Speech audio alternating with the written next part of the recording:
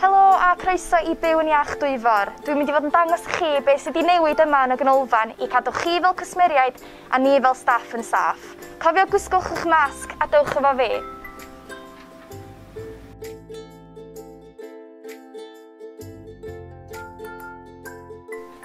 Pan da chi'n dod I fewn, cofiwch glanhau eich dwylo a cymryd sylw I gyd o'r seins.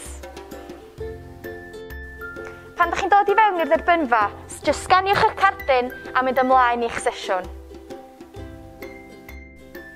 Cofiwch ddilyn y system un ffordd o gwmpas y ganolfan.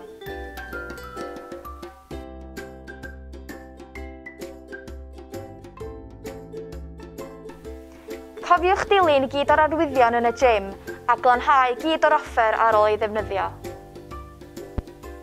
Ar ôl eich sesiwn yn y gym, ewch allan drwy'r brif fynedfa.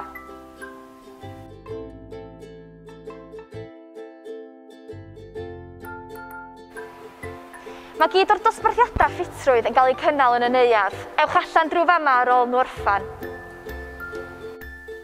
Diolch a da ni'n edrych ymlaen croesawu chi yn Byw yn Iach Dwyfor.